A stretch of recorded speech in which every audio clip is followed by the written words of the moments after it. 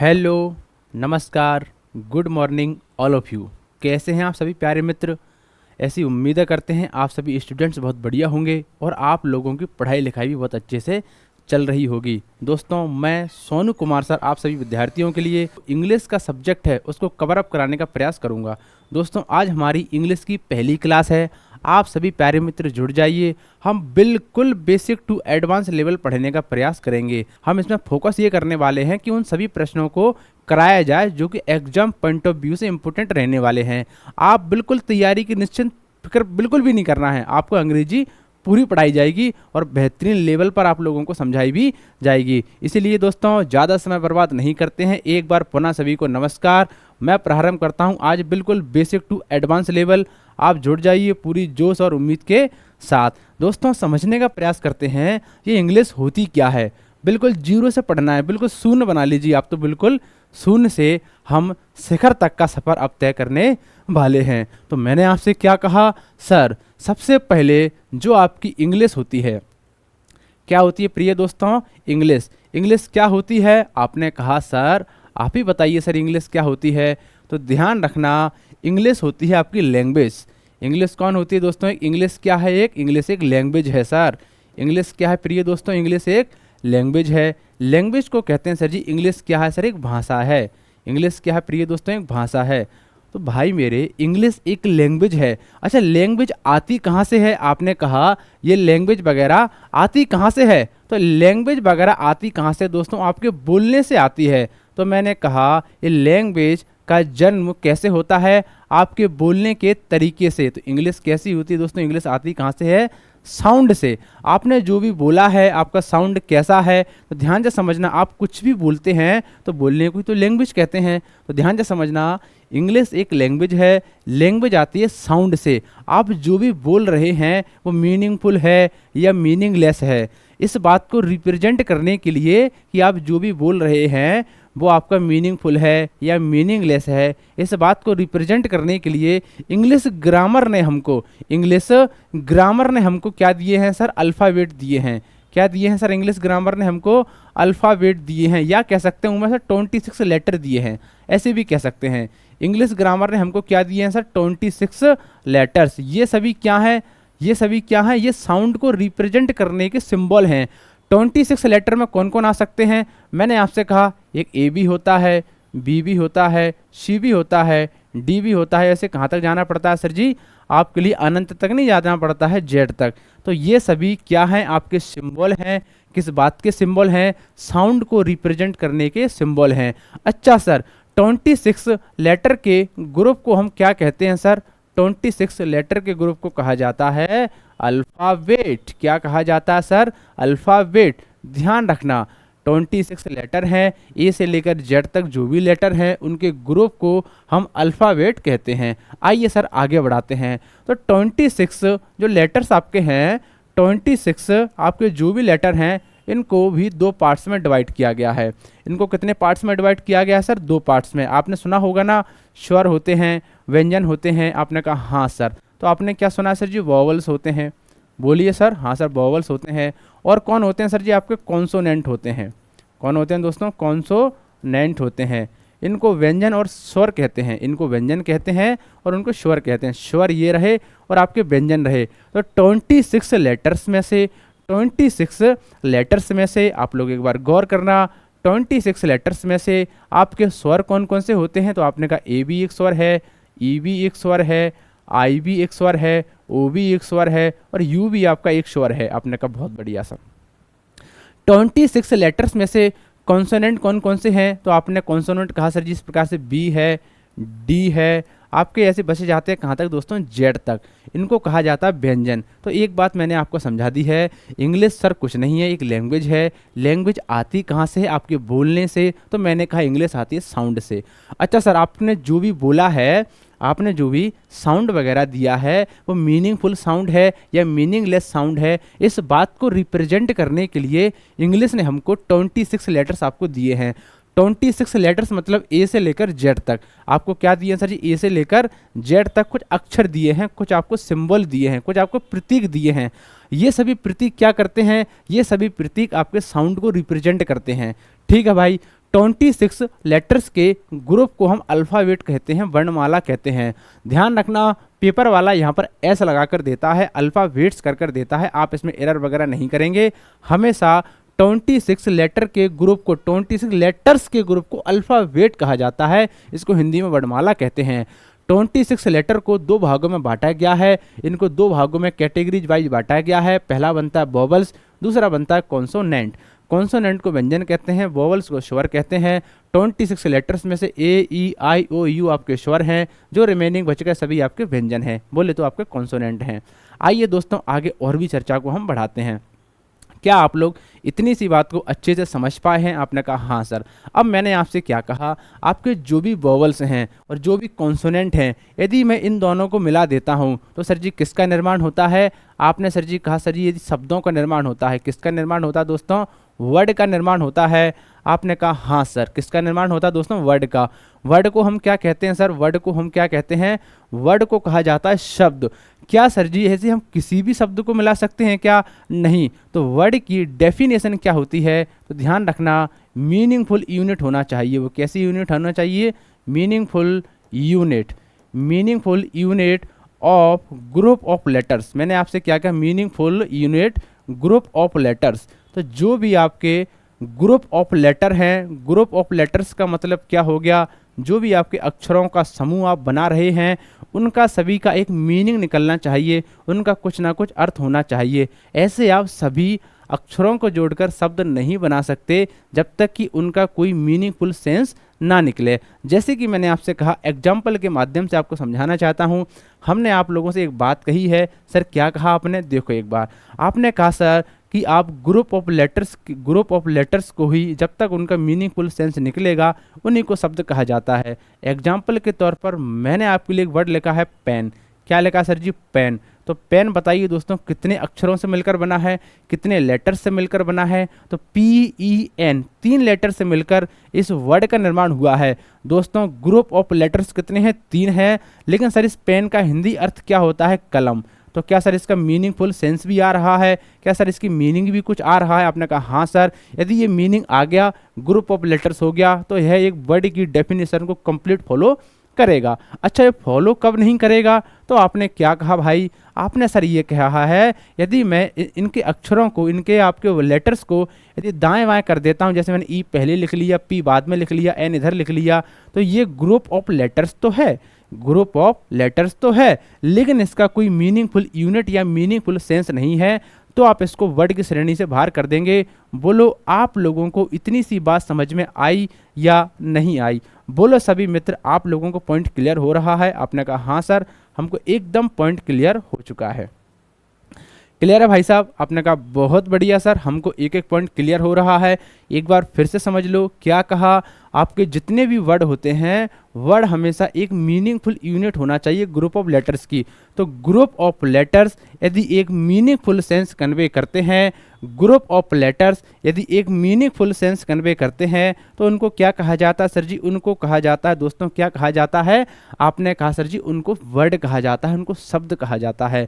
यदि आपने अक्षरों को यदि दाएं बाएं कर दिया तो उनका मीनिंगफुल सेंस नहीं निकलेगा, तो आप उनको एक वर्ड वगैरह नहीं करेंगे या नहीं कहेंगे। इसका मतलब जिन भी अक्षरों के समूह का मीनिंग नहीं है, कोई अर्थ नहीं है, तो वो वर्ड की श्रेणी से बाहर हो जाएंगे। अब दोस्तों आगे और चर्चा करते हैं हम। देखो एक बार आप लोग, क्या कहा मैंने? अभी हम क्या पढ़ रहे थे दोस्तों? अभी हम पढ़ रहे हैं वर्ड को। किसके बारे में पढ़ रहे हैं दोस्तों? अभी पढ़ रहे थे हम वर्ड। वर्ड मैंने आप लोगों को अच्छे से समझा दिया। बोलो हाँ या ना? आपने कहा हाँ सर, हम लोगों को आपने वर्ड एकदम पॉइंट ऑफ क्लियर करा दिया है, कोई दिक्कत नहीं है। अक्षरों का समूह है और जिसका मीनिंग निकलेगा उसी को हम वर्ड कहते हैं। लेकिन ग्रामर ने वर्ड को भी, जैसे मैंने आपसे क्या कहा, ग्रामर ने भी वर्ड को भी कई टाइप में डिवाइड किया है, कई टाइप में डिवाइड किया है। तो वर्ड की ऐसी वर्ड है, ऐसी वर्ड की कौन कौन सी कैटेगरी है? तो ध्यान रखना, वर्ड को बांटने वाले जो टाइप हैं उनको क्या कहते हैं सर? Parts of speech. क्या कहा भाई साहब? वर्ड को जिन कैटेगरी में बांटा गया है वो कौन है सर? पार्ट्स ऑफ स्पीच कहते हैं। उनको क्या कहते हैं? Parts of speech. तो ऐसी वर्ड की कौन कौन सी कैटेगरी हैं सर? तो देखो एक बार, तो वर्ड्स की कैटेगरी को क्या कहा जाता है सर? पार्ट्स ऑफ स्पीच कहा जाता है। तो पार्ट्स ऑफ स्पीच में सबसे पहले कौन आते हैं सर जी? आपके नाउन आते हैं। कौन आते हैं सर जी? नाउन आते हैं। इसके बाद प्रिय भैया आप क्या पढ़ेंगे, प्रोनाउन पढ़ेंगे, ठीक है ना दोस्तों। आपने कहा हाँ सर। इसके बाद हम पढ़ने वाले हैं क्या सर जी, एडजेक्टिव पढ़ने वाले हैं। क्या पढ़ने वाले हैं भाई, एडजेक्टिव पढ़ते हैं। देखो एक बात और ध्यान रखना, इसको एडजेक्टिव नहीं बोला जाता, आप थोड़ा प्रोनाउंसिएशन भी सही करिए। इसको कहा जाता है एडजेक्टिव। क्या कहा जाता है, एडजेक्टिव। कभी भी ए और जी के बीच में, ए और जे के बीच वाले अक्षर को डी को नहीं पढ़ा जाता है, ये साइलेंट रहता है, तो इसको क्या बोलेंगे, एडजेक्टिव। क्या बोलेंगे भाई, एडजेक्टिव। इसको बोला जाता है एडजेक्टिव। ऐसा लगता है उल्टी कर दी हो, ठीक है ना। आप इसको पढ़ेंगे एडजेक्टिव। बहुत बढ़िया, ठीक है सर। ऐसे आप लोगों ने एक वर्ड पढ़ा होगा आप लोगों ने, एडजस्ट। इसको लोग वाग क्या पढ़ते हैं सर, ये एडजस्ट। ये एडजस्ट नहीं है भाई, ये एडजस्ट है। क्या है भाई, एडजस्ट। क्यों सर, क्योंकि ए और जे के बीच में डी वाले अक्षर को नहीं पढ़ा जाता है। प्रोनाउंसिएशन पे भी थोड़ा ध्यान देंगे, क्योंकि आपसे करेक्ट स्पेलिंग एरर भी पूछी जाती हैं। अब मैंने आप लोगों से कहा चौथे नंबर पर पार्ट्स ऑफ स्पीच में आप क्या बांटने वाले हैं भाई साहब। आपने कहा सर जी चौथे नंबर पर आती है आपकी कौन, वर्ब। इसके बाद दोस्तों कौन आएगी, आप क्या पढ़ने वाले हैं, बाद में एडवर्ब भी पढ़ेंगे। ये सभी वर्ड को रिप्रेजेंट करने वाले पार्ट्स ऑफ स्पीच हैं, ठीक है ना। चौथे नंबर पर या छठवें नंबर पर हम लोग क्या पढ़ेंगे, बाद में जाकर ये प्रेपोजिशन से पढ़ने वाले हैं। क्या पढ़ने वाले हैं दोस्तों, प्रेपोजिशन पढ़ने वाले हैं। प्रेपोजिशन के बाद धीरे धीरे जैसे ही समय आगे बढ़ेगा हम कंजंक्शन पर भी चर्चा करेंगे। ये सभी टॉपिक हम आपको बिल्कुल पढ़ाने वाले हैं। ये सभी वैसे हैं क्या, ये वर्ड ही तो हैं। और आठवें नंबर पर हम पढ़ने वाले हैं सर जी इंटरजेक्शन। अब बोलो इंटरजेक्शन, क्या बोलेंगे सर जी इसको, इंटरजेक्शन। आइए सर बढ़ाते हैं अपनी चर्चा को आगे, देखते चलो आप लोग।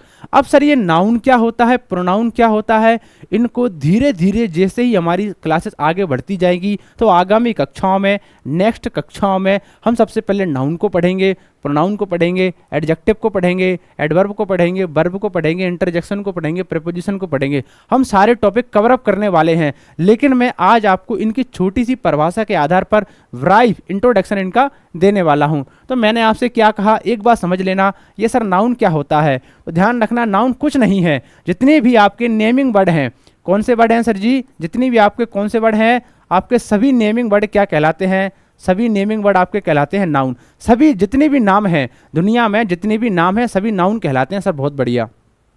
आगे क्या कहा मैंने, प्रोनाउन। प्रोनाउन क्या कहते हैं, ये रिप्लेस करता है। ये क्या करता है सर, ये रिप्लेस, मतलब ये किसके स्थान पर आता है, रिप्लेसेस आ नाउन। यह एक नाउन को रिप्लेस करता है। तो नाउन के स्थान पर कौन आ सकता है, प्रोनाउन आ सकता है।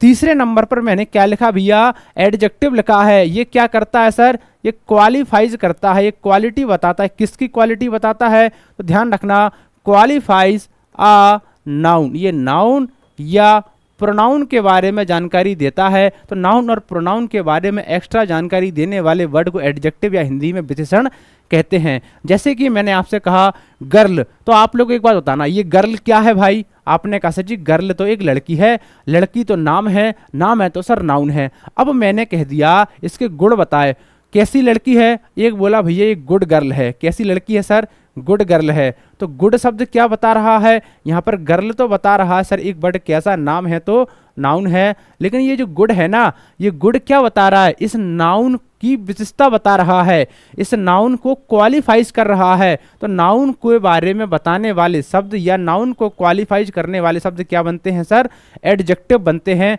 तो आप एडजेक्टिव को भी समझ पाए। बोलो बात क्लियर हो गई है, हाँ सर। तो आप लोग एडजेक्टिव के बारे में पॉइंट क्लियर रखेंगे, हाँ भाई बहुत बढ़िया।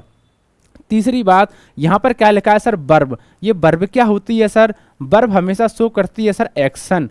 एक्शन बोले तो आपके काम करने का ढंग, आपके काम करने का तरीका, जिसमें आप एक्शन शो होता है। जैसे कि मैंने आपसे कहा आप बाजार जा रहे हैं, तो यहाँ पर कौन सा वर्ड एक वर्ब है, तो बाजार नाम है तो नाउन है। यहाँ पर एक वर्ड लिखा है जाना, तो जाने में क्या है भाई, जब आप जाते हैं कहीं भी प्रिय प्रिय दोस्तों, तो जाने में आपका शारीरिक मूवमेंट होता है, हाथ पैरों में मूवमेंट होता है। जब जब हाथ पैरों में या फिजिकल मूवमेंट होता है तो उनको कहा जाता है एक्शन। जैसे कि मैंने किसी में चांटा मारा तो मेरा हाथ उठा कि नहीं उठा, हाँ सर उठा। तो जब भी मेरा हाथ उठा है तो इसको क्या कहेंगे भाई, एक एक्शन हुआ है। तो हाथ उठाना भी एक्शन है तो वर्ब है। मैंने कहा आप इधर आइए, तो आएंगे जब आप हमारी क्लासेस में तो आपको अपने पैरों का प्रयोग करना पड़ेगा, पैरों में एक एक्शन होगा। तो जब पैर आपके हिलेंगे डुलेंगे, पैर में एक्शन होगा, एक्शन होगा तो आपकी वर्ब होगी। तो आना भी एक वर्ब है, जाना भी एक वर्ब है, दौड़ना भी एक वर्ब है, चढ़ना भी एक वर्ब है, क्योंकि सभी में एक्शन होगा। लेकिन सर आपने कहा कभी कभी कुछ ऐसे वर्ब हैं जिनमें एक्शन नहीं होता, जैसे कि सोचना, याद करना। याद करने में सर मैं ऐसे भी याद कर सकता हूँ बैठकर, क्या दिक्कत आ रही है। तो ध्यान रखना जितनी भी एक्शन होती हैं वो दो प्रकार के एक्शन होते हैं, एक होता है फिजिकल एक्शन, एक होता है मेंटली एक्शन। तो जो फिजिकल एक्शन होता है उसमें हाथ पैरों में मूवमेंट होता है, और जो मेंटल एक्शन होता है उसमें आपके दिमाग में एक्शन होता है। सोचने में दिमाग लगता है सर, तो एक्शन हो रहा है कि नहीं, हाँ। लेकिन अंतर इतना हो गया कि ये मेंटल एक्शन है और आने में फिजिकल एक्शन है, सोचने में गुरुजी मेंटल एक्शन है, याद करने में मेंटल एक्शन है, पेड़ पर चढ़ने में फिजिकल एक्शन है, लेकिन है तो भाई साहब एक्शन। एक्शन है तो सर वर्ब है। तो ध्यान रखना, मैं आपको कुछ एग्जाम्पल भी बताऊंगा, एक बार आप लिख लेना वर्ब के कौन कौन से एग्जाम्पल होते हैं। तो ध्यान रखना जिनमें भी आप क्या शो करते हैं सर, एक्शन। तो एक्शन किन किन में शो होता है, आने में, जाने में, बोलो गो है, कम है, आप दौड़ते हैं तो रन भी करते हैं, ये सभी क्या शो करती हैं गुरुजी, वर्ब शो करती हैं। आपके बारे में मैंने क्या पढ़ाया था अभी, एडजेक्टिव के बारे में भी पढ़ाया था। एडजेक्टिव कौन कौन से वर्ड होते हैं जो नाउन की विशेषता बताएं, जैसे कि गुड है, बैड है, मैंने आपसे कहा ब्यूटीफुल है। ये सभी वर्ड कौन बनते हैं सर, ये सभी नाउन से पहले आने वाले वर्ड हैं, ये नाउन के बारे में क्वालिटी बताते हैं। आइए सर चर्चा करते हैं एडवर्ब पर।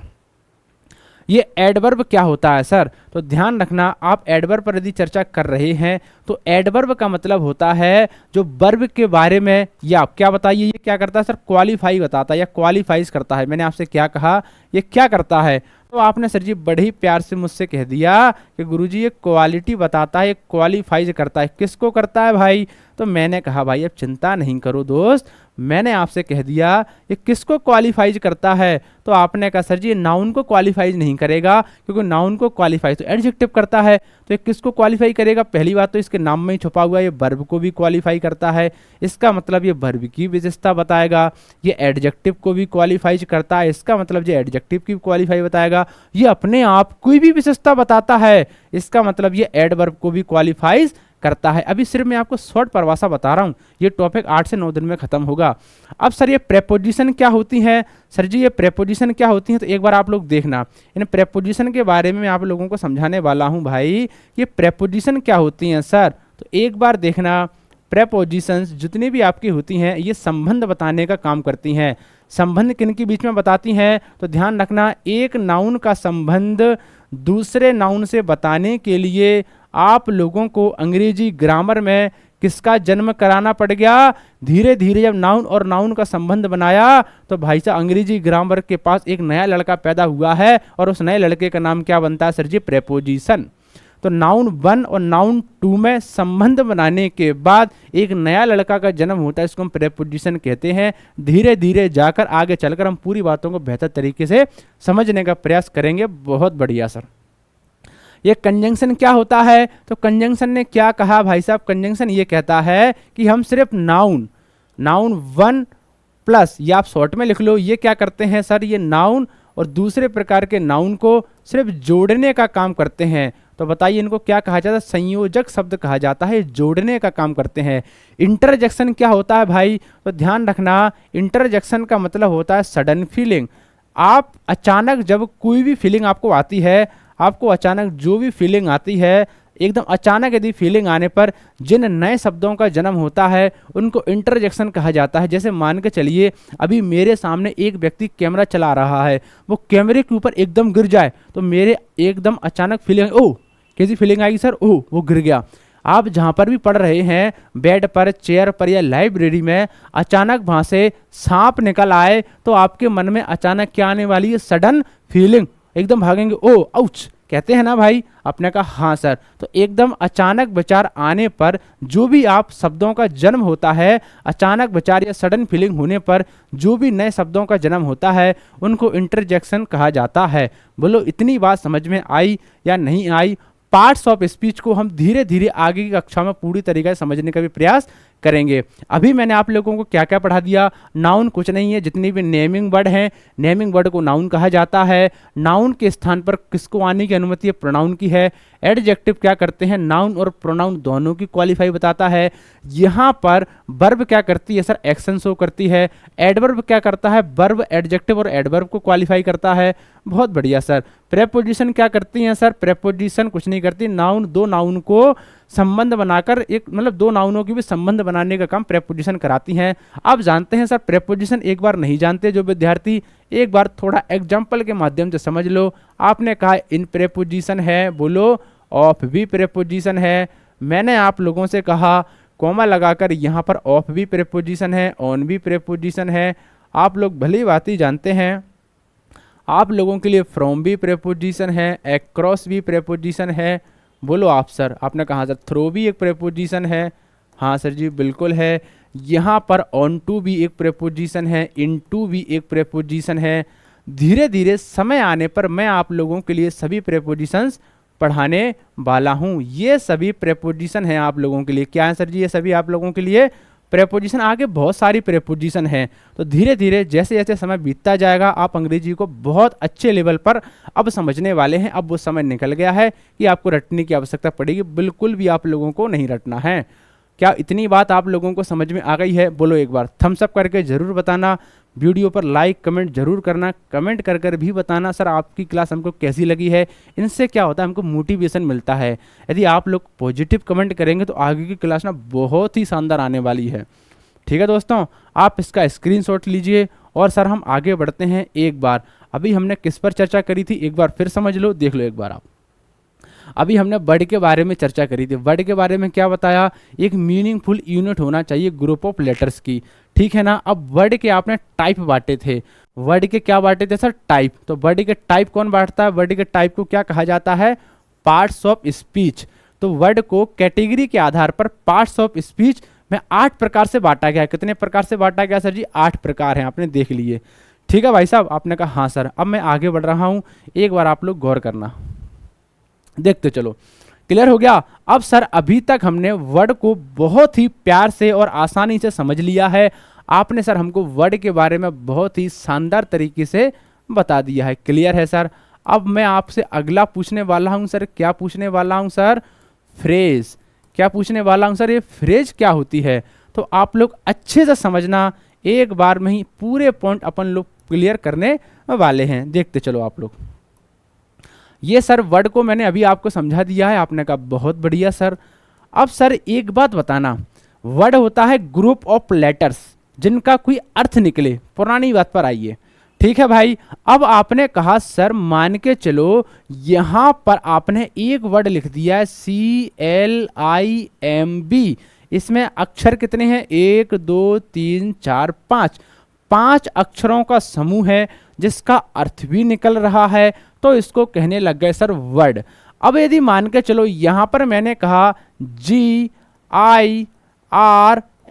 यहां पर 4 अक्षरों का समूह है, ग्रुप ऑफ लेटर्स 4 हैं, इनका एक मीनिंगफुल सेंस भी निकल रहा है। जब इनका मीनिंगफुल सेंस निकल रहा है तो इसको भी कहने लग गए वर्ड।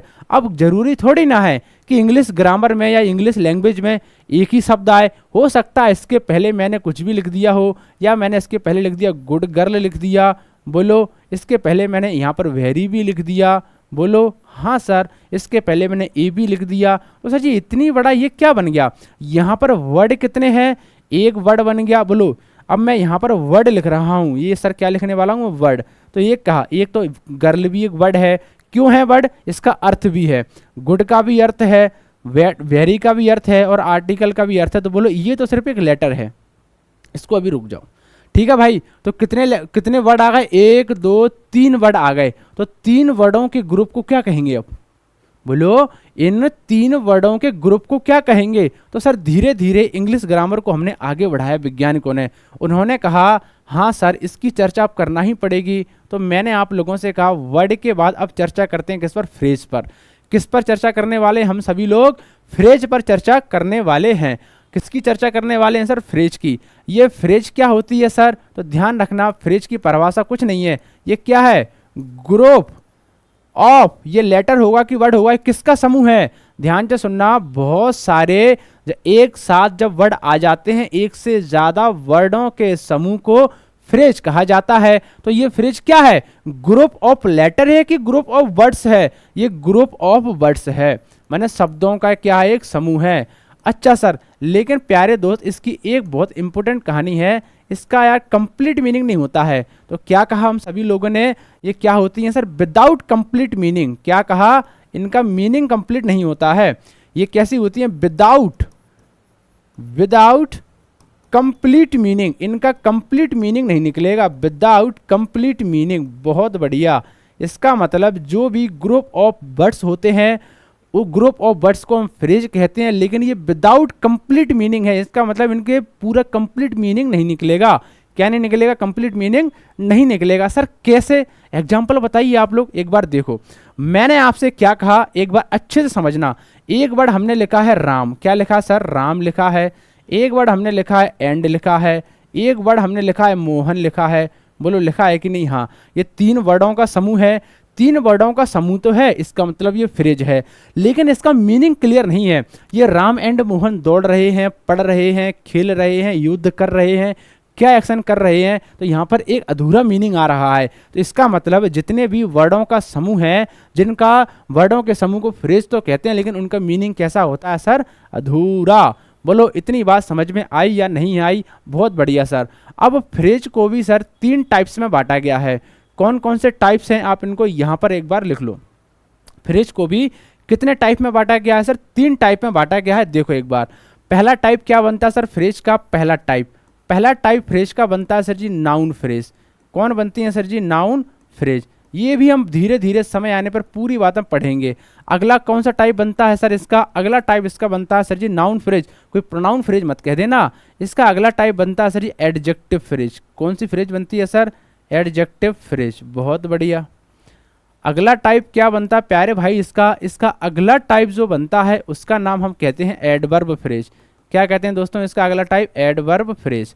Adverb phrase. बहुत बढ़िया सर। यहाँ पर अगला टाइप इसका क्या बनता है सर जी? वर्ब फ्रेज बनता है। क्या बनता है सर? वर्ब फ्रेज बनता है। ध्यान से समझना। अब noun phrase, adjective phrase, adverb phrase और वर्ब फ्रेज, इनको धीरे धीरे समय आने पर हम पूरा पढ़ेंगे। अभी छोटा सा इंट्रोडक्शन दे रहा हूँ, ध्यान रखना। फ्रेज का मतलब ये हो गया, यहाँ पर एक से ज़्यादा शब्दों का समूह होगा। तो मैंने आप लोगों से कहा यहाँ पर लिखा हुआ है ऑनेस्ट पर्सन। क्या लिखा हुआ है? ऑनेस्ट बॉय लिखा हुआ है। ऑनेस्ट बॉय लिखा है कि नहीं लिखा? बिल्कुल लिखा है सर। ये क्या है सर? अब ये आपको बताना है। तो मैंने आपसे कहा ऑनेस्ट एक शब्द है, एक शब्द हो गया, दूसरा शब्द हो गया, इन शब्दों का समूह क्या बन गया? फ्रेज बन गया। फ्रेज के कितने प्रकार? 1 2 3 4 प्रकार। कौन सी फ्रेज है? इसका पता लगाने के लिए इस फ्रेज का लास्ट वर्ड पता करो क्या है। तो लास्ट वर्ड क्या है? बॉय।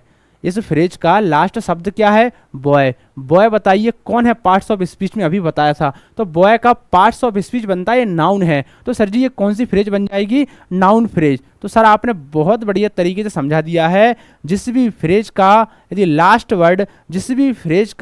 लास्ट वर्ड नाउन होगा तो वो पूरी फ्रेज आपकी नाउन फ्रेज कहलाएगी। दूसरा समझ लो, जिस भी फ्रेज का लास्ट वर्ड एडजेक्टिव होगा वो पूरी फ्रेज एडजेक्टिव फ्रेज कहलाएगी। जैसे कि मैंने आप लोगों से कहा वेरी स्मार्ट। तो स्मार्ट क्या है सर? स्मार्ट बताना। क्या स्मार्ट किसी का नाम तो नहीं है? स्मार्ट एक गुण बताता है। तो लास्ट वर्ड क्या है सर इसका जो भी लास्ट वर्ड है वो लास्ट वर्ड क्या सर? एडजेक्टिव है। तो ये बनेगी एडजेक्टिव फ्रेज।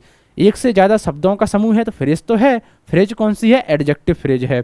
एडवर्ब फ्रेज क्या होती है? जिसका भी लास्ट वर्ड क्या बन जाए सर जी? एडवर्ब बन जाए, जो दूरी वगैरह या स्थान को बताए। अब ये मतलब होता है दूरी, दूर है, स्थान है, टाइम बताए, वो सभी वर्ड होते हैं एडवर्ब। आगे भी पढ़ेंगे। लास्ट वर्ड क्या सर? इसका एडवर्ब है। तो ये एडवर्ब फ्रेज हो गई। बहुत बढ़िया सर जी। आगे भी समझते चलना। बहुत ही प्यारी सी इंट्रोडक्शन दे रहा हूँ। वर्ब फ्रेज क्या होती है? जैसे कि मैंने आपसे कहा कैन बी डन। यहाँ पर जो लास्ट वाला वर्ड क्या बनता है? मेन वर्ब बनता है। अभी मैं थोड़ी देर में समझाने वाला भी हूँ। तो यदि इसका वर्ड मेन वर्ब है तो ध्यान से समझना, ये वाली फ्रेज भी कौन सी होगी? ये आपका लास्ट वर्ड वर्ब है तो ये वर्ब फ्रेज है। लास्ट का वर्ड एडवर्ब है, एडवर्ब फ्रेज है। लास्ट का वर्ड एडजेक्टिव है, एडजेक्टिव फ्रेज है। लास्ट का वर्ड नाउन है तो ये नाउन फ्रेज है।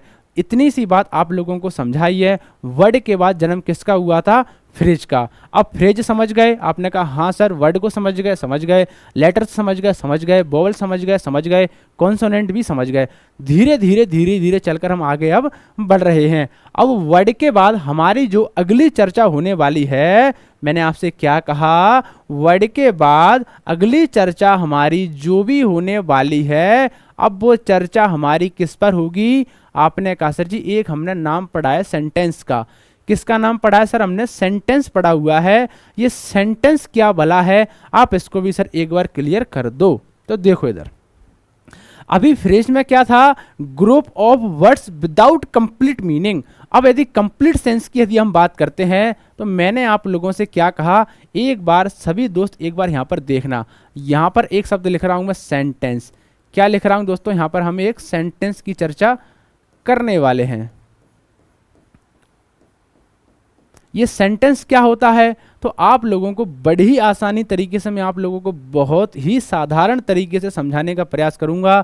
ये सर सेंटेंस क्या होता है, इतना बड़ा अक्षर सर आपने लिख दिया है, तो एक बार आप लोग समझ लो इसको, ध्यान से समझना। यदि हम सेंटेंस की चर्चा करते हैं, ये कुछ ज़्यादा ही बड़ा लग रहा है क्या दोस्त? चलो लिखा रहने दो। सेंटेंस क्या होता है दोस्तों, एक बार आप लोग देखना। सेंटेंस की डेफिनेशन में बता रहा हूं। अभी तक हम लोगों ने क्या क्या पढ़ा है सेंटेंस के बारे में? क्या क्या पढ़ा है? लेट वर्ड पढ़ लिए, फ्रेज पढ़ लिया। फ्रेज के बाद अगली चर्चा किस पर करने वाले हैं सर? फ्रेज के बाद अगली चर्चा आप किस पर करने वाले हैं? आप इसको देखो, पूरा ही समझाता हूं। देखो आप देखो, पहले अपन ने अभी क्या पढ़ी थी? फ्रेज पढ़ी थी। क्या पढ़ी थी दोस्तों अपन ने अभी तक? फ्रेज। फ्रेज के बारे में मैंने क्या कहा था दोस्तों, एक बार बताना, एक बार परिभाषा और बताओ। तो सर आपने कहा था ये क्या है गुरुजी? ये ग्रुप ऑफ क्या था? बताना, किसका समूह था? ग्रुप ऑफ वर्ड्स था ये, ग्रुप ऑफ वर्ड्स। लेकिन इसमें क्या था? ये विदाउट कंप्लीट मीनिंग था। इसका कंप्लीट मीनिंग नहीं आ रहा था।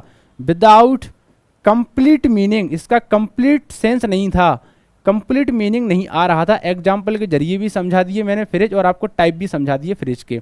अब यदि हम सेंटेंस की चर्चा करते हैं, किसकी चर्चा करते हैं दोस्त? हम यदि सेंटेंस की चर्चा करते हैं, तो सेंटेंस क्या होता है सर? देखो एक बार आप लोग, सेंटेंस भी ग्रुप ऑफ वर्ड्स ही है। ये भी क्या है? सेंटेंस भी क्या है? यह भी एक ग्रुप ऑफ वर्ड्स है। ये भी क्या है दोस्तों? एक ग्रुप ऑफ वर्ड्स ही है। लेकिन इसमें क्या कहानी है? इसमें कंप्लीट सेंस निकलेगा, विथ कंप्लीट सेंस। इसका क्या निकलेगा? कंप्लीट अर्थ निकलेगा, बेसिक कंप्लीट मीनिंग, इसका कंप्लीट मीनिंग होगा। अच्छा सर जी, उन्हीं को सेंटेंस कहा जाता है।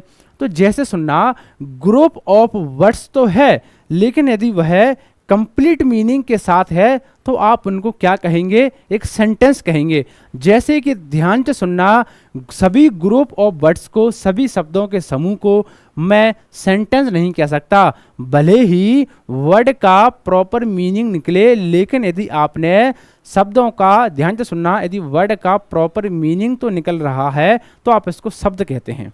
जैसे कि ग्रुप ऑफ लेटर्स हैं, ग्रुप ऑफ लेटर्स का प्रॉपर मीनिंग निकल गया तो वर्ड कह दिया।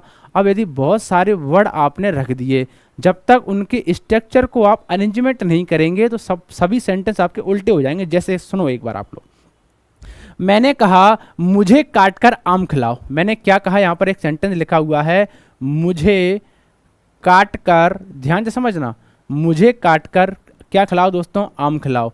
तो सर एक बार समझना, क्या ये सभी वर्ड, क्या आप सभी जो भी आपने शब्द लिखे हैं, क्या एक शब्द नहीं है ये? हाँ सर, खिलाओ का मीनिंग है, 3 अक्षरों से मिलकर बना है, शब्द है, बिल्कुल शब्द है। आम शब्द नहीं है क्या? हाँ सर, 2 अक्षरों से मिलकर बना एक शब्द है। इस आम का भी मीनिंग है, जिनका भी मीनिंग निकलता है उनको वर्ड कहते हैं। यहाँ पर काटकर का भी मीनिंग है, मुझे का भी मीनिंग है। तो यहाँ पर कितने अक्षर हैं, सॉरी यहाँ पर कितने वर्ड हैं? एक वर्ड ये हो गया, एक वर्ड ये हो गया, एक वर्ड ए हो गया, और एक वर्ड ए हो गया। तो ग्रुप ऑफ वर्ड्स तो हो गए, ग्रुप ऑफ वर्ड्स तो हो गए, लेकिन इसका सर मीनिंग में अधूरा है, इसका कंप्लीट मीनिंग नहीं है सर। क्यों? मुझे काटकर आम खिलाओ कि आम को काटकर मुझे खिलाओ? इसका मतलब भले ही ग्रुप ऑफ वर्ड्स का मीनिंग निकले, लेकिन यदि सेंटेंस में वर्ड्स का अरेंजमेंट सही नहीं है, तो सेंटेंस का अर्थ का अनर्थ हो जाएगा। जैसे और भी समझो, मैंने कहा मेहमान को प्लेट में रखकर खाना दो। क्या सेंटेंस सही है? मेहमान को प्लेट में रखकर खाना दो? नहीं सर, प्लेट में रखकर, क्या खाने को प्लेट में रखकर मेहमान को, तो ये सही है। इसका मतलब वर्ड का मीनिंगफुल सेंस होने के साथ साथ, वर्ड का मीनिंगफुल सेंस होने के साथ साथ सेंटेंस में शब्दों का अरेंजमेंट भी सही होना चाहिए, तभी जाकर वह एक कंप्लीट सेंटेंस का अर्थ देगा। दोबारा सुनिए प्यारे भाई, मैंने क्या कहा, सिख शब्दों का अर्थपूर्ण अर्थ होने के साथ साथ या यहाँ पर वर्ड का मीनिंगफुल सेंस होने के साथ साथ यहाँ पर शब्दों का, यहाँ पर वर्ड का अरेंजमेंट भी सही होना चाहिए, तभी जाकर वो कंप्लीट मीनिंग का सेंस देगा। जब वो कंप्लीट मीनिंग का सेंस देगा तो आप उसको सेंटेंस की श्रेणी में रख देंगे। बोलो इतनी बात समझ में आई है तो बहुत बढ़िया। तो मुझे काट कर आम खिलाओ भी गलत है, मेहमान को प्लेट में रखकर खाना दो बिल्कुल गलत है, मुझे ताज़ा भैंस का दूध दो, ताज़ा भैंस का दूध दो, ये भी गलत है, अरेंजमेंट गलत है। बहुत बढ़िया ना, मेरे कुंवारे पापा ने लड़की देखी, ये भी सर गलत है सर, सेंटेंस का अरेंजमेंट। बहुत बढ़िया सर। इसका मतलब सर सेंटेंस को बनाने के लिए सर आपने एक इंपॉर्टेंट बात बताई है। पहली बात देखो, रटना नहीं तुम लोग, आपने एक इंपॉर्टेंट बात क्या बताई है, सेंटेंस का कंप्लीट मीनिंग का सेंस निकलने के लिए, कंप्लीट मीनिंग का वो सेंस दे, इसके लिए क्या इंपॉर्टेंट है सर, इसके लिए क्या इंपॉर्टेंट है, तो सेंटेंस बनने के लिए उसका अरेंजमेंट भी होना सही होना चाहिए। क्या होना चाहिए सर जी, शब्दों का अरेंजमेंट कैसा होना चाहिए, एकदम अरेंजमेंट होना चाहिए एकदम सही। अरेंजमेंट ऑफ वर्ड्स, शब्दों का अरेंजमेंट भी कैसा होना चाहिए, सही, तब जाकर वो कंप्लीट मीनिंग देगा और तब जाकर वो सेंटेंस बनेगा। तो अरेंजमेंट ऑफ वर्ड्स ये किस पर डिपेंड करता है, ये किस पर डिपेंड करता है, तो एक अंग्रेजी के वैज्ञानिक बोले हम बताते हैं आपको किस पर डिपेंड करता है। ये डिपेंड करता है इसके स्ट्रक्चर पर, इसके ढांचे पर। अरेंजमेंट ऑफ वर्ड का स्ट्रक्चर क्या बनाए, उन्होंने कहा स्ट्रक्चर भी बता दो, आप लोग इतनी बड़ी बातें कर रहे हैं। तो उन्होंने कहा आओ उधर, मैं आप लोगों को सेंटेंस का स्ट्रक्चर भी समझाता हूँ वो क्या होता है। तो सबसे पहले कौन आना चाहिए सेंटेंस में, सब्जेक्ट आना चाहिए। फिर कौन आना चाहिए भाई, उन्होंने कहा फिर वर्ब आना चाहिए। उसके बाद कौन आना चाहिए दोस्तों, उन्होंने कहा फिर एक ऑब्जेक्ट आना चाहिए। अच्छा, उन्होंने कहा ऐसी बात है, हाँ भाई ऐसी ही बात है। आप इन सभी बातों को याद रखेंगे तो सेंटेंस का अरेंजमेंट बनाने के लिए आपको अंग्रेजी ग्रामर में किसकी ज़रूरत पड़ी है, तो आपने कहा सर हमें एक स्ट्रक्चर की ज़रूरत पड़ी है, हमको एक फार्मूला की ज़रूरत पड़ी है। वो फार्मूला कौन सा है, वो फार्मूले में सबसे पहले सब्जेक्ट आता है, फिर आपकी वर्ब आती है, फिर आपका एक ऑब्जेक्ट आता है। आपने कहा हाँ सर, एकदम बेसिक पॉइंट क्लियर हो गए हैं, बिल्कुल बात समझ में आ रही है। फ्रेज में मीनिंग अधूरा रहता है लेकिन सेंटेंस में मीनिंग पूरा रहता है। मीनिंग पूरा करने के लिए शब्दों का अरेंजमेंट सही होना चाहिए। अरेंजमेंट सही बनाने के लिए इंग्लिश के ग्रामरियन ने हमको स्ट्रक्चर दिया है। स्ट्रक्चर के रूप में सबसे पहले उन्होंने कहा सब्जेक्ट को रखना है, फिर आपको वर्ब को रखना है, फिर आपको ऑब्जेक्ट को रखना है। बोलो बात समझ में आ गई है, बहुत बढ़िया, वेरी गुड, शाबाश। अब सर उन्होंने कहा ये सब्जेक्ट गुरुजी क्या है, अरे गुरुजी ये सब्जेक्ट क्या होता है। धीरे धीरे धीरे धीरे हम आगे बढ़ रहे हैं स्टेप बाय स्टेप, तो समझते चलो आप लोग। अभी आपको मैंने सेंटेंस का एक फॉर्मूला बताया है। क्या बताया दोस्तों मैंने, सेंटेंस का एक फॉर्मूला। क्या बताया मेरे सभी प्रिय भैयाओं को, हमने आपको बताया है सेंटेंस में सबसे पहले कौन आना चाहिए, सब्जेक्ट आना चाहिए। उसके बाद सर जी कौन आना चाहिए, आपने कहा सर जी वर्ब आना चाहिए, बहुत बढ़िया। उसके बाद सर कौन आना चाहिए, ऑब्जेक्ट आना चाहिए। सेंटेंस का फॉर्मूला है, ये फॉर्मूला लगेगा तो शब्दों का अरेंजमेंट सही होगा। जब अरेंजमेंट सही होगा तो वो सेंटेंस का कंप्लीट मीनिंग निकलेगा। जब मीनिंग निकलेगा तो उसको हम सेंटेंस कह देंगे। तो सर जी सबसे पहले यही बता दो सेंटेंस सब्जेक्ट, सर जी सब्जेक्ट क्या होता है, सुनो ध्यान से। किसी भी एक्शन को करने वाला मुख्य व्यक्ति जो किसी भी काम को करता है, जैसे कि अभी मैं पढ़ा रहा हूँ तो पढ़ाने का काम कौन कर रहा हूँ, मैं कर रहा हूँ। कौन कर रहा है, ये मैं। तो किसी भी काम को करने वाला ही सब्जेक्ट कहलाता है। बड़ी आराम से समझना है। आप क्या कर रहे हो, लिख रहे हो, तो पूछा करो कौन लिख रहा है, मैं लिख रहा हूँ सर, बहुत बढ़िया, समझते चलो आप लोग।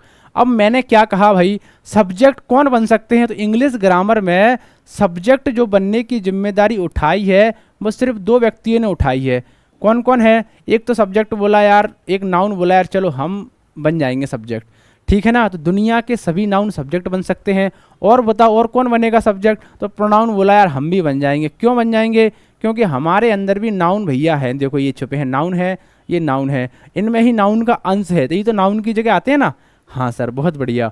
अब सर ये वर्ब क्या होती है, तो वर्ब के रूप को मैंने आपको बहुत अच्छे से अभी समझाया था, वर्ब का मतलब कुछ नहीं होता है सर, वर्ब का मतलब होता है एक्शन।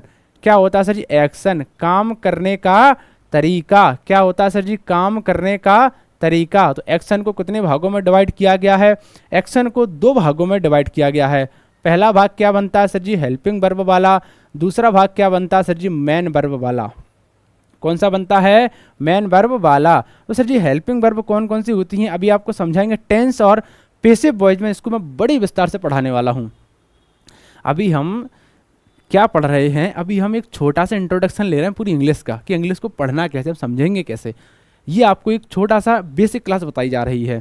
तो यहाँ पर हेल्पिंग वर्ब का मतलब जो ये बताने में मदद करे। हेल्पिंग वर्ब क्या बताती है? ये टाइम बताने का काम करती है। अच्छा सर, टाइम कैसा? कि आप बात आज कर रहे हो, कि कल करोगे, कि भविष्य में करोगे, इनको बताने के लिए आप बताओ। तो एक ग्रामर बोला, अच्छा कैसे बताएंगे यार भाई, हम कैसे पता करेंगे इंग्लिश ग्रामर में कि आज की बात है, कि भविष्य की बात है, कि भूतकाल की बात है? उन्होंने कहा रुको भाई, कुछ हेल्पिंग वर्ब देते हैं आपको, मदद करने वाली कुछ वर्ब देते हैं जो आपकी मदद करेंगी, हेल्प करेंगी किसमें? टाइम बताने में। तो उन्होंने आप लोगों के लिए बहुत सारी वर्ब दी हैं। उन्होंने आप लोगों के लिए क्या करी है गुरुजी? बहुत सारी वर्ब दी हैं। तो आप इन सभी वर्बों को धीरे धीरे हमारी क्लास आगे बढ़ेंगी, टेंस पढ़ाएंगे, तो आप लोगों को पूरी हेल्पिंग वर्ब में ध्यान से समझाऊंगा। बड़े ही आसानी से, बड़े प्यार से हर एक चीज़ आप लोगों को समझाई जाएगी। रटने का तो मैं बिल्कुल प्रयास कभी करता भी नहीं हूँ, ना ही मैं कभी कराने का आप लोगों को प्रयास करूँगा। मैंने आपसे कहा टाइम बताने वाली हेल्पिंग वर्ब कौन कौन सी हो सकती हैं, जैसे कि इज भी हो सकती है आपके लिए सर जी, एम भी हो सकती है आपके लिए प्यारे भाई, आर भी हो सकती है। प्रेजेंट का टाइम बताएंगी, जैसे कि डू भी एक हेल्पिंग वर्ब है, डज भी हेल्पिंग वर्ब है, डिड भी हेल्पिंग वर्ब है। ध्यान रखेंगे आप सर, बाज भी एक हेल्पिंग वर्ब है, ये वर भी हेल्पिंग वर्ब है, ठीक है ना सर। आप एक बात और जान लेना, हेड भी एक हेल्पिंग वर्ब है, हैव भी हेल्पिंग वर्ब है, ठीक है ना। और हैव बीन, हैड बीन भी आपकी हेल्पिंग वर्ब हैं, और भी हेल्पिंग वर्ब हैं। धीरे धीरे मॉडल ऑक्सिलरी जो वर्ब होती हैं, मॉडल ऑक्सिलरी वर्ब का मतलब एक कैन, कुड, ये सभी भी आप लोगों के लिए हेल्पिंग वर्ब का ही रूप में काम करती हैं। बोलो बात समझ में आ गई? हाँ सर। ये मेन वर्ब क्या बला है गुरुजी? ये भी बता ही दो, आप इतना बढ़िया बता रहे हैं तो समझ लो एक बार। मेन वर्ब का मतलब होता है जिसमें आपको देखो, इनको भी 2 भागों में बांटा गया है। मेन वर्ब को भी कितने भागों में बांटा गया है सर? मेन वर्ब को भी हमने 2 भागों में डिवाइड किया है। पहला भाग कौन सा बनता है और दूसरा भाग कौन सा बनता है? देखो इधर, मेन वर्ब क्या करती है सर? ये एक्शन शो करती हैं। एक्शन का मतलब क्या होता है? एक्शन 2 प्रकार के होते हैं, एक तो हाथ पैर मटकना, एक आपका फिजिकल मूवमेंट होना। तो सर क्या कहा? पहला एक्शन का नाम उन्होंने रख दिया फिजिकल एक्शन। कैसा एक्शन? फिजिकल। दूसरा एक्शन क्या रख दिया सर जी? मेंटल। कैसा एक्शन है? ये मेंटल एक्शन है। अब सर फिजिकल एक्शन का मतलब क्या होता है? तो सभी फिजिकल एक्शन को शो करने वाले शब्द क्या कहलाते हैं? मेन वर्ब, ठीक है ना भाई। टाइम बताने वाली ये सभी वर्ब क्या बनती हैं? Helping verb. इनको हम टेंस में और पैसिव वॉइस में बड़े ही विस्तार से पढ़ेंगे, ऐसा हुआ भी क्यों। एक्शन को 2 भागों में बांटा गया है, फिजिकल एक्शन और मेंटल एक्शन। फिजिकल एक्शन का मतलब क्या होता है? जिसमें आपके कोई हाथ पैरों का मूवमेंट यदि हो जाए, जैसे कि आप कहीं जाते हैं तो जाने में हाथ पैर मटकते तो गो हो गई, आने में भी हाथ पैर मटकते हैं तो आपके लिए कम हो गई। ये सभी फिजिकल एक्शन हो रहे हैं। जब आप कहीं रनिंग वगैरह करते हैं तो भी सर जी हो गई। यहाँ पर यदि कहीं चढ़ाई वगैरह करते हैं तो क्लाइंब वगैरह कहते हैं।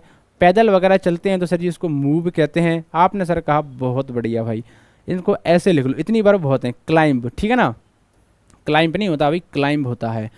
एक ट्रिक भी बता दो सर इनकी, हम वर्ब कैसे पहचानेंगे? तो आप जानते हैं गो का मतलब क्या होता है सर? आना। कम का मतलब क्या होता है? जाना। बोलो सर क्या होता है? जाना। रन का मतलब क्या होता है सर जी? दौड़ना। बोलो कुछ समझ में आ रहा है? क्लाइंब का मतलब क्या होता है? चढ़ना। अब सर जी यदि आप ट्रिक जानना चाहते हैं तो जो भी वर्ब होगी उसके लास्ट में एक ना शब्द लगा है। ना, ना करते प्यार। बोलो ना लगा है तो ना वाले शब्द सभी आपके फिजिकल एक्शन शो करते हैं, ये एक्शन शो करती हैं तो मेन वर्ब हैं। मेंटल एक्शन कौन कौन से शो करती हैं सर जी? जैसे कि मैंने कहा थिंक, किसी के बारे में सोचना, ये भी आपके लिए देखो सोचने में भी एन आ गया तो ना आ गया। तो सर जी ना का प्रयोग यदि आएगा कभी भी लास्ट में तो ये क्या बताएगी? ये एक्शन बताएगी। एक्शन बताने वाली वर्ब कौन होती हैं? मेन वर्ब होती हैं। थिंक है, रिमेंबर है, ठीक है ना, सोचना है, फॉरगेट करना है, भूलना है, ये सभी मेंटल एक्शन है। क्या इनको करने में तुम्हारा हाथ पैर मटकते हैं? क्या दिमाग में मूवमेंट होता है? दिमाग में मूवमेंट हो गया, एक्शन हो गया। एक्शन कौन सा? दिमाग वाला। कौन कौन से एग्जाम्पल, थिंक है, फॉरगेट है, रिमेंबर है, लुक है, सीम है, अपीयर है, थिंक है, रिजेंबल है, आपके लिए आप बहुत सारे वर्ड हैं यहाँ से, लुक है, सीम है, अपीयर है, थिंक है, रिजेंबल है, बहुत है सर, ठीक है ना, ध्यान रखेंगे आप लोग। अब इतनी बात मैंने बताई सर, एक बात फिर से रह गई है, ये सर ऑब्जेक्ट तो बोला यार हमसे भी मिलके जाओ आप, तो मैंने कहा आप क्यों चिंता करते हैं, आपके बारे में भी चर्चा करी जाएगी। तो सर सुनो, ये आपका ऑब्जेक्ट क्या करता है, तो ध्यान रखना प्रिय भाई साहब, ये जो ऑब्जेक्ट होता है, ऑब्जेक्ट बताइए पार्ट्स ऑफ स्पीच में कौन बनेगा। सब्जेक्ट, तो सब्जेक्ट की जिम्मेदारी किसने ले ली, नाउन और प्रोनाउन ने। सब्जेक्ट के बारे में बोले नाउन और प्रोनाउन, बोले यार हम बन जाएंगे सब्जेक्ट, एक तो नाउन बन जाएगा सब्जेक्ट, और प्रोनाउन भी इन्हीं के साथ चलाएगा क्योंकि इसमें नाउन लगा हुआ है, ठीक है ना। अब हेल्पिंग वर्ब बता दी, मैन वर्ब भी समझा दी, और ऑब्जेक्ट की कहानी को बताने के लिए मैं आपसे अच्छे से बताऊंगा, एक ही बार में बता दूंगा। अब आप लोग ध्यान से समझ लेना बस। देखो सर, ऑब्जेक्ट बनने की जो जिम्मेदारी उठाई है, ऑब्जेक्ट बनने की जिम्मेदारी भी सर जी सिर्फ और सिर्फ दो व्यक्तियों ने उठाई है। वो दो व्यक्ति कौन है, एक तो बोला नाउन, यार चल हम ही सब्जेक्ट बन जाएंगे, और ये ऑब्जेक्ट कौन बनेगा, प्रोनाउन। तो नाउन और प्रोनाउन में से कोई भी कौन बन सकते हैं सर, ऑब्जेक्ट। तो पूरे सेंटेंस के स्ट्रक्चर को भी मैंने आप लोगों के लिए बहुत अच्छे से समझा दिया है। बोलो सेंटेंस का स्ट्रक्चर भी आप लोगों को समझ में आया या नहीं आया।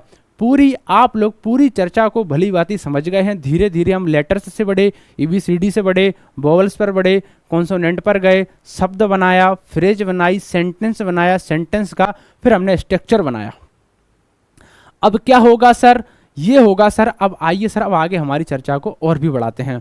तो ध्यान रखेंगे सब्जेक्ट कौन कौन बनेगा, नाउन और प्रोनाउन के अलावा किसी को सब्जेक्ट बनने की जिम्मेदारी नहीं है, ठीक है। यहाँ पर वर्ब दो प्रकार की होती हैं, helping verb, man verb. Helping verb क्या बताती हैं, टाइम बताती हैं कि आप काम जो भी कर रहे हो, जो भी एक्शन कर रहे हो, आज कर रहे हो कि कल करोगे कि भविष्य में करोगे, तो टाइम बताने की जरूरत भी पड़ेगी टेंस में, बोलो सेंटेंस में। तो टाइम बताने वाली हेल्पिंग वर्ब ये मैंने आपको समझा दी है, आगे आने पर चर्चा भी करेंगे। मैन वर्ब क्या होती है, तो मैंने कहा जिसमें आपको एक्शन दिखाई दे।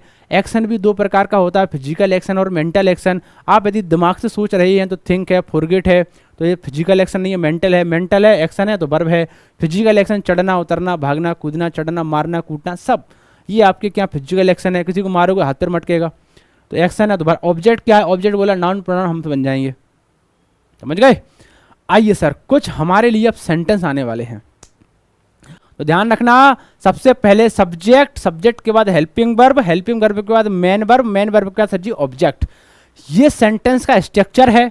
स्ट्रक्चर सही होगा तो शब्दों का अरेंजमेंट सही होगा। जब शब्दों का अरेंजमेंट सही होगा तो आपका इसका मीनिंग सही होगा। जब मीनिंग सही होगा तो आपका सेंटेंस बनेगा। फिर कभी नहीं कह पाओगे कि मुझे काट कर आम खिलाओ, फिर कहना पड़ेगा भैया आम को काट कर मुझे खिलाओ। फिर कभी नहीं कह पाओगे कि मेहमान को प्लेट में रखकर खाना दो, फिर तो कहोगे खाना प्लेट में रखकर मेहमान को दो। फिर कभी नहीं कहोगे कि ताजा भैंस का दूध पिलाओ ना, फिर कहोगे ताजा दूध पिलाओ। ये भी तो कह सकते हैं कि बच्चे को उबाल कर दूध पिलाओ, अरे भैया दूध को उबाल कर बच्चे को पिलाओ, ठीक है ना। ध्यान रखेंगे। तो आप लोग सेंटेंस के अरेंजमेंट को सही करने की जिम्मेदारी उठाई थी सेंटेंस वाले अंकल जी ने, इन्होंने इतना बड़ा अपना इंट्रोडक्शन दिया है। चलो भैया आगे बढ़ते हैं। अब क्या सेंटेंस का एनालिसिस करते हैं सर। हमने अभी तक जो भी पढ़ा है वो क्या पढ़ा है सर, आप बताइए। तो मैंने कहा भाई सबसे पहले सेंटेंस में कौन आना चाहिए, स्ट्रक्चर ध्यान रखना भाई साहब। स्ट्रक्चर में सबसे पहले सब्जेक्ट, फिर वर्ब भी कितनी प्रकार की, दो प्रकार की, हेल्पिंग वर्ब, फिर आपका मैन वर्ब, फिर आपका पूरा ऑब्जेक्ट। पूरा समझा दिया। आप देख लो पिछला। रमेश क्या है सर, सब्जेक्ट है, बोलो रमेश क्या है सर जी, सब्जेक्ट है, बहुत बढ़िया भाई। हैज क्या है, टाइम बताने वाली हेल्पिंग वर्ब है। ये सर जी डिसाइड मतलब निर्णय लेना, दिमाग का काम है तो वर्ब, वर्ब गुरुजी कौन सी, एक्शन वर्ब तो है, मैन वर्ब है। अब सर जी लास्ट वाला वर्ड कौन बनेगा, ऑब्जेक्ट बनेगा। आपने सर एक बात और बताई, क्या बताई भाई, सब्जेक्ट बनने की जिम्मेदारी किसके पास थी, नाउन के पास। तो चेक कर लो, रमेश किसी का नाम है तो नाउन है, अरे वाह सर। टीम भी किसी का नाम है तो नाउन है। ऑब्जेक्ट कौन कौन बनेगा, तो सर जी नाउन क्या करेगा, नाउन क्या करेगा, नाउन के बारे में एक बात फिर लिख लो, नाउन या तो सब्जेक्ट बनेगा, नाउन या तो सर जी ऑब्जेक्ट बनेगा, दोनों बनेगा, मैंने लिखवाया भी है, देख लो आप लोग। ऑब्जेक्ट कौन बनेगा, नाउन प्रोनाउन में से कोई, सब्जेक्ट भी कौन बनेगा, नाउन और प्रोनाउन में से कोई। तो नाउन और प्रोनाउन, सब्जेक्ट और ऑब्जेक्ट दोनों बनते हैं, ठीक है। अब सर ये सेंटेंस एकदम सही है, क्यों? यहाँ पर पहले सब्जेक्ट आया, फिर हेल्पिंग वर्ब आई, फिर मेन वर्ब आई, फिर ऑब्जेक्ट आया, अर्थ का अनर्थ नहीं हुआ। ये हमारा सेंटेंस एकदम करेक्ट है गुरुजी, कोनो बुराई नहीं है, कोई बात नहीं है मेरे दोस्तों। आओ इधर। मनोज, सबसे पहले कौन आता है सेंटेंस में? बोलो। सेंटेंस में सबसे पहले सर जी सब्जेक्ट आते हैं। बोलो। हाँ सर जी, बिल्कुल सही कह रहे हैं आप। देखो, सेंटेंस में सबसे पहले कौन आते हैं? सब्जेक्ट आते हैं। सब्जेक्ट के बाद सर जी कौन आती है? आपकी हेल्पिंग वर्ब आती है। ये फ्यूचर की हेल्पिंग वर्ब है, बिल बता रहा है फ्यूचर की बात चल रही भैया। असिस्ट का मतलब देखो ये आपकी मेन वर्ब हो गई, ठीक है, मदद करना, ठीक है ना। असिस्ट का मतलब सहायता करना। अब बॉयज, ये आपका लास्ट का वर्ड ऑब्जेक्ट हो गया। सबसे पहले सर जी कौन आना चाहिए था सेंटेंस में? सबसे पहले सब्जेक्ट आना चाहिए गुरुजी, उसके बाद हेल्पिंग वर्ब आना चाहिए सर, उसके बाद सर मेन वर्ब आना चाहिए, उसके बाद ऑब्जेक्ट आना चाहिए। क्या यही वाला अरेंजमेंट है? चेक कर लो। तो ये वाला सेंटेंस भी सही है, ये वाला सेंटेंस भी आपका एकदम करेक्ट हो गया। आ जाओ आगे। अब गुरुजी ये लिखा है माई फ्रेंड, ये सर राहुल। अरे सर कंफ्यूज, ये इसमें सब्जेक्ट कौन है भाई?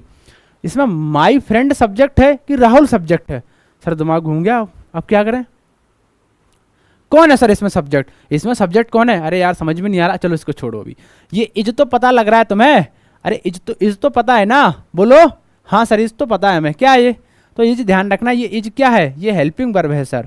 ये राइटिंग क्या है? ये तो सर मेन वर्ब है। ये सम वॉइस क्या है? ये ऑब्जेक्ट है। अरे सर तो ये क्या है भैया? तो ध्यान रखना, इसमें सब्जेक्ट माई फ्रेंड है कि सब्जेक्ट राहुल है। तो एक बात ध्यान से बताइए, इस वाले सेंटेंस में यदि आप करेक्ट करना चाहते हैं तो इसमें असली सब्जेक्ट कौन है, असली नाम कौन है? अरे सर असली नाम तो ये राहुल है। असली नाम कौन है? ये राहुल है। तो ये सेंटेंस का स्ट्रक्चर एकदम गलत है। इस सेंटेंस का स्ट्रक्चर कैसा? एकदम गलत है। तो असली नाम होता है सब्जेक्ट। असली नाम कौन होता है? सब्जेक्ट। जो रियल नेम होते हैं वो सब्जेक्ट होते हैं। असली नाम कौन है सर? सब्जेक्ट। असली नाम कौन है? राहुल। राहुल ही बनेगा सर सब्जेक्ट। तो बताइए सबसे पहले कौन आएगा सर जी? यहाँ पर सबसे पहले यहाँ पर कौन आने वाला है? असली नाम। कौन आने वाला है सर जी? असली नाम।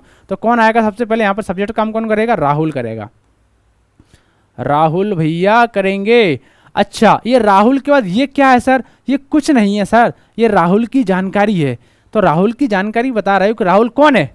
उन्होंने कहा हमारा दोस्त है भैया। कौन है सर? हमारा दोस्त है सर। तो जिस आप यदि राहुल की एक्स्ट्रा जानकारी बता रहे हैं तो यहाँ पर माई लिख दो, और यहाँ पर आप लोगों को कुछ नहीं करना, फ्रेंड लिखना है बस। My friend. क्लियर हो गया? बहुत बढ़िया सर। अब कुछ नहीं करना, सब्जेक्ट पूरा निपट गया। सब्जेक्ट भी हो गया, सब्जेक्ट की एडिशनल जानकारी भी हो गई। आ जाओ सर, फिर दोबारा से कौन आ गया सर? इज भी आएगा। अब सब कुछ सेंटेंस हमारा सही है। तो आप ध्यान रखना, सबसे पहले असली सब्जेक्ट आएगा। इस वाले पैटर्न को याद रख लेना, आपको पेपर में भविष्य में नौकरी लगाने में ये सभी कॉन्सेप्ट मदद करेंगे। लेकिन सर मैं इनका एक रूल भी बता देता हूँ, क्योंकि हमें पता है आप लोगों के अंदर एक बहुत ही खूबसूरत वाली आदत है, जो आप लोग उन सभी आदतों का बहुत ही ज़्यादा पालन करते हैं। वो आपकी ब्यूटीफुल हैबिट कौन सी है, वो आपकी सुंदर आदत कौन सी है कि आप बातों को बहुत जल्दी भूल जाते हैं। तो इनको याद करने के लिए आप लोगों को कुछ रूल बताता हूँ मैं। आओ इधर। ध्यान रखना, यदि आप सब्जेक्ट बनाना चाहते हैं तो सब्जेक्ट आएगा सबसे पहले। तो सब्जेक्ट मतलब असली नाम। सब्जेक्ट के बाद कौन आ सकता है? उसकी एडिशनल जानकारी। एडिशनल जानकारी मतलब कौन है? वो राहुल कौन है? अरे हमार दोस्त है सर, हमार दोस्त रहेगा, ये हमार दोस्त है सर। तो सब्जेक्ट कौन है? यहाँ पर सब्जेक्ट तो हो गया। तो माई फ्रेंड क्या बनेगा? एडिशनल। ये क्या है सर? ये एडिशनल इंफॉर्मेशन है। किसकी? एडिशनल इंफॉर्मेशन है, एडिशनल जानकारी है, एक्स्ट्रा जानकारी है। एक्स्ट्रा जानकारी यदि है तो वो कहाँ रखने वाले हैं? अरे सर जी एडिशनल जानकारी को रखा जाता है सब्जेक्ट के जस्ट बाद। अच्छा सर, एडिशनल जानकारी का एक नाम और कहते हैं इनको। इसका एक नाम इन्होंने कह दिया, इतना बड़ा अक्षर मत लिखो, इसको डायरेक्ट कहने लग गए एट्रीब्यूट। क्या कहने लग गए सर? एट्रीब्यूट। तो सब्जेक्ट के बाद एट्रीब्यूट आते हैं। एट्रीब्यूट का मतलब एडिशनल जानकारी आती है। उसके बाद सर जी हेल्पिंग वर्ब आएगी, उसके बाद वही पैटर्न लगेगा, मेन वर्ब आएगी, उसके बाद सर जी आपका ऑब्जेक्ट आएगा। तो सेंटेंस का ये वाला पैटर्न आप लोग याद रखना।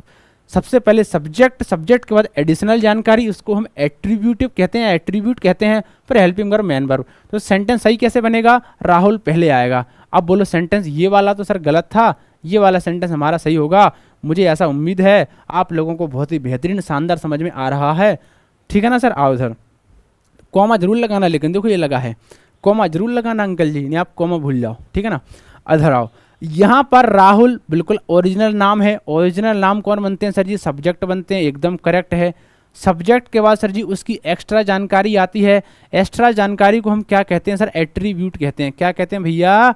एट्रीब्यूट कहते हैं। शॉर्ट में लिख दूं कि पूरे लिख दिया वो तो? अब तो देख लो, सब्जेक्ट आ गया, सब्जेक्ट के बाद एट्रीब्यूट आते हैं, एकदम सही। एट्रीब्यूट के बाद इज क्या है सर? इज क्या है? हेल्पिंग वर्ब है। राइटिंग क्या है? ये मेन वर्ब है। ये क्या गुरुजी? पूरा ऑब्जेक्ट है। बोलो सर इतनी बात समझ में आई या नहीं आई? हाँ सर एकदम क्लियर हो गया है, बहुत बढ़िया।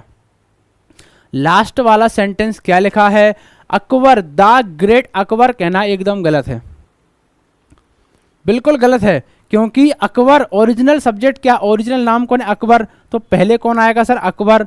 अकबर के बाद कौन जाएगा गुरुजी? ग्रेट। तो कैसे बनेगा सेंटेंस? ध्यान से पढ़ना। सेंटेंस आप लोगों का ऐसा बनेगा, यहाँ पर आप लोगों को क्या लिखना पड़ेगा सर? अकबर। फिर आप लोगों को लिखना पड़ेगा सर, कोमा लगाना पड़ेगा। कोमा लगाकर आप क्या लिखने वाले हैं सर? फिर आप लिखेंगे प्यारे दोस्त द ग्रेट। The great. फिर आप लोग क्या लिखने वाले हैं? रूल्ड। ठीक है, पर पूरा सेंटेंस लिख देना जैसा भी लिखा हुआ है, ठीक है ना सर?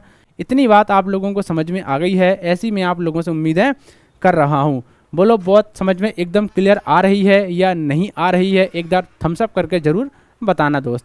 आइए सर थोड़ी चर्चा को आगे बढ़ाते हैं। भाई देखो इधर, अब क्या बताने वाला हूँ? वही सेंटेंस लिखे हुए हैं, आपको बताना है ये सेंटेंस सही है गलत हैं। गलत भी हैं तो गलत क्या है? अच्छा सर गलत हैं तो सही कैसे करेंगे? पूरा जानना है सर, ठीक है ना? देखो इधर, सबसे पहले कौन आते हैं? सेंटेंस में सब्जेक्ट आता है। बिल्कुल सर जी, सेंटेंस में सबसे पहले सब्जेक्ट ही आया हुआ है। फिर आपकी हेल्पिंग वर्ब आती हैं, फिर सर आपकी मेन वर्ब आती हैं, फिर गुरुजी आपका कौन आता है? गुरुजी ऑब्जेक्ट। एकदम सेंटेंस सही है, कोई बुराई नहीं है सर। अरे वाह सर, ये तो मिस्टर गुप्ता लिख लेना, इनको माई गुप्ता लिख दिया इन्होंने। कोई बात नहीं सर, मिस्टर गुप्ता कर देंगे, ऐसी क्या बात है। ये मिस्टर गुप्ता हैं, बिल्कुल हैं सर। मिस्टर गुप्ता असली नाम है तो सब्जेक्ट है। इस मिस्टर गुप्ता जी की एडिशनल जानकारी क्या है? कि वो प्रोफेसर हैं। तो एडिशनल जानकारी को क्या कहा जाता है? एट्रीब्यूट कहा जाता है। इसको कहाँ लिखते हैं? सब्जेक्ट के जस्ट बाद। ऐसे एट्रीब्यूट के बाद कौन आती है सर? हेल्पिंग वर्ब आती है। उसके बाद आपकी मेन वर्ब आती है। उसके बाद सर जी आपका पूरा सेंटेंस का पार्ट आता है। तो बोलो आप लोगों की बात सेंटेंस ये भी आपका एकदम करेक्ट हो गया। और सर ये प्रेपोजिशन कहाँ से आ गई बीच में? यहाँ पर मुझे समझ में तो आ रहा है क्या गुरुजी कि ये वर्ब तो है। कहाँ गया भाई सेंटेंस? ये रहा, ये वर्ब तो है सर। हेल्पिंग वर्ब, देखो एक बात और लिख लो, helping verb plus main verb भी आ सकती है और इनके स्थान पर डायरेक्ट आप मेन वर्ब भी लिख सकते हैं, तब भी सेंटेंस सही माना जाएगा। तो आप लोगों ने क्या किया? इसमें डायरेक्ट ही जाकर सर एक मेन वर्ब आ गई। मेन वर्ब के बाद सर जी ऑब्जेक्ट आ गया। यहाँ पर डायरेक्ट कौन आ गई? Main verb. मेन वर्ब के बाद कौन आ गया? आप लोगों का ऑब्जेक्ट। क्लियर हो गया? अब सर यहाँ पर सेंटेंस का सब्जेक्ट कौन सा है? तो ध्यान रखना, कभी भी आज के बाद आपके पेपर में, आज के बाद यदि आपके पेपर में कभी भी आपको प्रेपोजिशन वगैरह दिख जाती हैं, कौन दिख जाती हैं सर? आप लोगों को प्रेपोजिशन वगैरह दिख जाती हैं। तो ध्यान रखना, प्रेपोजिशन के बाद हमेशा और हमेशा कौन आते हैं? Objective case. क्या बोला मैंने? प्रेपोजिशन के बाद हमेशा और हमेशा कौन सा केस आता है सर? Objective case. और ऑब्जेक्ट बनने की जिम्मेदारी भी किसने उठाई है? नाउन ने। तो बिल्कुल सही है सर, ये आपकी प्रेपोजिशन है। बोलो भाई, आपने कहा हाँ ये आपकी प्रेपोजिशन है। प्रेपोजिशन के बाद द एक्सरसाइज पूरा एक ऑब्जेक्ट है, ठीक है सर। इससे पहले लिखा हुआ ये क्या बनेगा सर? सब्जेक्ट बनेगा। अब आप लोगों को पॉइंट क्लियर हो गया है। तो सेंटेंस का स्ट्रक्चर कभी कभी ऐसा भी बन जाता है, कैसा? सब्जेक्ट आएगा, सब्जेक्ट के बाद सर जी कोई प्रेपोजिशन आ जाएगी, प्रेपोजिशन के बाद सर जी ऑब्जेक्टिव केस आते हैं, फिर उसके बाद आप लोगों के लिए हेल्पिंग वर्ब आती है, फिर आपके लिए मेन वर्ब आएगी, फिर दोस्तों ऑब्जेक्टिव केस आएगा। बिल्कुल क्लियर है? ये वाले सेंटेंस का स्ट्रक्चर भी आप लोग ध्यान रखना, ठीक सर। आइए सर अगला, अगला सेंटेंस आपको स्वयं बताना है, इसमें कौन सा सब्जेक्ट है कौन सा ऑब्जेक्ट है, ये भी सही है। तो यहाँ पर द प्रिंसिपल में ऑफ क्या है? प्रेपोजिशन है। प्रेपोजिशन के बाद ऑफ आवर कॉलेज क्या है सर? ये आवर कॉलेज आपका ऑब्जेक्टिव केस बनेगा। तो सर रिमेनिंग क्या बनेगा आपका? ये सब्जेक्टिव केस बनेगा। फिर सर आपके लिए हेल्पिंग वर्ब आने वाली है। ऑर्गेनाइज करना एक मेन वर्ब है। व्हाट ऑर्गेनाइज, क्या ऑर्गेनाइज किया है आपने? एक कैंप को ऑर्गेनाइज किया है, तो ये ऑब्जेक्ट है। कैंप एक नाम है, नाम है तो नाउन है, और नाउन बनने की जिम्मेदारी ऑब्जेक्ट के पास है। अब सर इतने वाले सेंटेंस तो हमने समझ लिए हैं कि सब्जेक्ट के बाद कभी कभी एडिशनल इन्फॉर्मेशन दी जाती है, उस एडिशनल इन्फॉर्मेशन को हम क्या कहते हैं? एट्रीब्यूट कहते हैं। दूसरा सर, कभी कभी सेंटेंस में सब्जेक्ट के बाद प्रेपोजिशन आती है, प्रेपोजिशन के बाद ऑब्जेक्टिव केस आते हैं, और प्रेपोजिशन प्लस ऑब्जेक्ट को हम क्या कहते हैं सर, एडजंक्ट कहते हैं। इनको बाद में बताएंगे आप लोगों को, ठीक है। अभी इतना समझ लो, प्रेपोजिशन के बाद ऑब्जेक्टिव केस आता है। Last sentence, Sanjay is a nice teacher. अब प्यारे दोस्त, मैंने कहा संजय एक सब्जेक्ट है, इज हेल्पिंग वर्ब है, ये नाइस टीचर क्या है सर, क्या है? तो ध्यान से समझना, ये कुछ नहीं है, संजय एक आपका सब्जेक्ट है। संजय क्या है सर, एक सब्जेक्ट है। कौन है सर, सब्जेक्ट है। ये आपकी वर्ब है। वर्ब के बाद ध्यान से पढ़ना, संजय कौन है, Sanjay is a nice teacher. तो नाइस टीचर भी संजय है, और संजय ही नाइस टीचर है। क्या कहा मैंने, संजय ही नाइस टीचर है, और नाइस टीचर जो है वो संजय है। इसका मतलब जो संजय है ना वो टीचर है, और जो टीचर है ना वही संजय है। इसका मतलब अब सुनो, ऑब्जेक्ट के स्थान पर, मैंने क्या बोला, यहां पर ऑब्जेक्ट के स्थान पर कौन लिखा है, ऑब्जेक्ट के स्थान पर सब्जेक्ट की जानकारी को लिखा गया है सर। सब्जेक्ट की जानकारी क्या है कि संजय कौन, एक टीचर है सर। मैंने क्या कहा, संजय कौन है, एक टीचर है।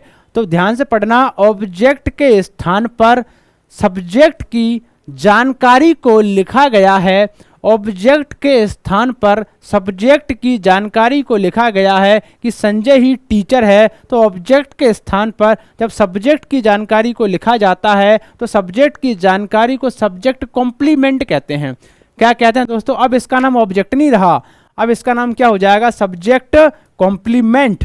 कॉम्प्लीमेंट का मतलब होता है सब्जेक्ट का पूरक, तो ये क्या बनेगा, सब्जेक्ट कॉम्प्लीमेंट।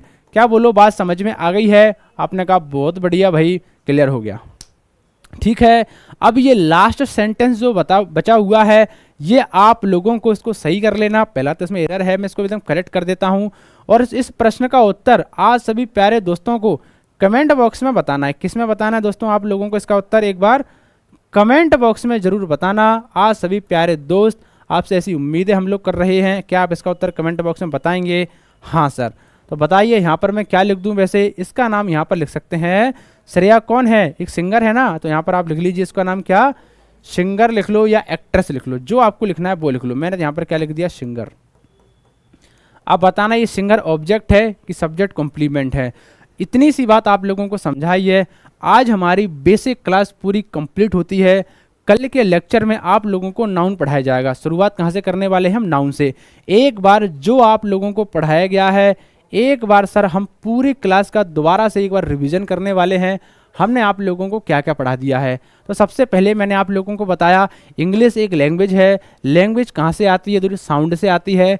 साउंड आपका मीनिंगफुल है कि मीनिंगलेस है, इस बात को पता लगाने के लिए अंग्रेजी ग्रामर ने हमको 26 अक्षर दिए थे, जैसे कि ABCD ऐसे लेकर Z तक, उनको हम अल्फ़ाबेट कहते हैं। 26 लेटर के ग्रुप को अल्फ़ाबेट कहते हैं, समझ रहे ना। अल्फ़ाबेट को भी दो श्रेणी में बांटा गया है, वोवेल्स और कॉन्सोनेंट, ठीक है ना, स्वर और व्यंजन। अब यदि स्वर और व्यंजन को मिला देते हैं तो ये किसका निर्माण होता है, एक शब्द का निर्माण होता है। किसका निर्माण होता है सर, एक शब्द का निर्माण होता है। अब शब्द क्या होता है, शब्द गुरुजी ग्रुप ऑफ लेटर्स तो है। शब्द मैंने क्या कहा, जो भी शब्द होगा वो ग्रुप ऑफ लेटर्स तो होगा। जो भी शब्द होगा वो एक ग्रुप ऑफ लेटर्स तो होगा। देखो इस पर गौर करना, जो भी शब्द होगा वो एक ग्रुप ऑफ लेटर्स तो होगा। जो भी शब्द होगा वो ग्रुप ऑफ लेटर्स तो होगा, लेकिन इसके साथ साथ उसका एक कंप्लीट मीनिंग भी होना चाहिए, उसका एक कंप्लीट अर्थ भी होना चाहिए। जैसे कि पेन अक्षरों का समूह है, लेकिन इसका मीनिंगफुल सेंस क्या आ रहा है, एक कलम है, ठीक है ना। इसके अक्षरों को दाएं बाएं करने पर अक्षरों का अर्थ नहीं आ रहा है, इसका मतलब मीनिंग नहीं तो वर्ड नहीं। इसके बाद हमने आप लोगों को क्या पढ़ाया, वर्ड के बाद पढ़ाए वर्ड के टाइप को बांटा गया है। तो वर्ड को टाइप के आधार पर बहुत ज़्यादा कैटेगरीज में डिवाइड किया गया है। कैटेगरीज बनती हैं 8। कौन कौन सी, वर्ड की कैटेगरी के आधार पर पार्ट्स ऑफ स्पीच बनते हैं। तो noun, pronoun, adjective, verb, adverb, preposition, conjunction, interjection. तो कहा नाउन क्या होते हैं, पूरा आपको समझाया, पूरी वीडियो आप लोगों को देखना है। वर्ब क्या होती है भी आपको मैंने समझाया है। फिर धीरे धीरे हम वर्ड के बाद आगे चर्चा को बढ़ाया। वर्ड के बाद मान के चलो, जरूरी थोड़ी ना अंग्रेजी में एक ही शब्द आए। यदि बहुत ज़्यादा शब्द आ गए तो उनको कहने लग जाते हैं हम क्या, फ्रेज। क्या कहने लग जाते हैं उनको फ्रेज। तो गुरुजी group of words without complete meaning, जो भी फ्रेज होगी उनका अधूरा अर्थ होगा। जो भी शब्दों का समूह होगा, यदि शब्दों के समूह का अधूरा अर्थ है तो उनको हम फ्रेज कहते हैं। जैसे कि राम एंड श्याम क्या कर रहे हैं, दौड़ रहे हैं, भाग रहे हैं, शब्द तो हैं, कंप्लीट मीनिंग भी है, लेकिन सॉरी शब्दों का कंप्लीट मीनिंग है लेकिन फ्रेज का कंप्लीट मीनिंग नहीं है। ठीक है, अब इन फ्रेज को भी देखो, noun phrase, adjective phrase, verb phrase मैंने पूरा समझा दिया है। फिर क्या बताया सर, इन वर्डों के बाद, फ्रेज के बाद group of words without complete meaning, जिनका अधूरा अर्थ होता है उनको फ्रेज कहते हैं और जिनका पूरा मीनिंग होता है उनको सेंटेंस कहते हैं। तो सेंटेंसों का कंप्लीट मीनिंग बताने के लिए मैंने आपसे क्या कहा, जरूरी नहीं है कि शब्द का कंप्लीट मीनिंग है तो उन सेंटेंस का भी कंप्लीट मीनिंग होगा, नहीं। मैंने बिल्कुल बताया कि ताज़ा भैंस का दूध पिलाना एकदम गलत है, मेहमान को प्लेट में रखकर खाना देना भी एकदम गलत है, मुझे काटकर आम खिलाओ एकदम गलत है, बच्चे को उबालकर दूध पिलाओ एकदम गलत है। इन सभी शब्दों का पूर्ण अर्थ तो है लेकिन इस सेंटेंस का अधूरा अर्थ है। तो सेंटेंस के अधूरे अर्थ को कंप्लीट बनाने के लिए अंग्रेजी ग्रामर ने हमको कहा आपके शब्दों का अरेंजमेंट, शब्दों का चयन सही होना चाहिए। तो शब्दों के चयन को सही करने के लिए आपको स्ट्रक्चर दिया गया था। स्ट्रक्चर में सबसे पहले सब्जेक्ट, वर्ब और ऑब्जेक्ट आते हैं। आगे देखो सर, सब्जेक्ट और ऑब्जेक्ट पूरे वर्ब को हमने इस तरीके से आपको समझाया है। आप लोगों को लेक्चर सही लगा हो तो धन्यवाद। हमारा यहीं तक हमने पढ़ाया था, इसके बाद मैंने आप लोगों को प्रैक्टिस कराई थी। यदि आपको सेशन सही लगा हो तो लाइक करना, शेयर करना और अपने ज़्यादा से ज़्यादा मित्रों तक इस वीडियो को भी पहुँचाना। धन्यवाद। वंदे मातरम। जय हिंद। मस्त रहिए।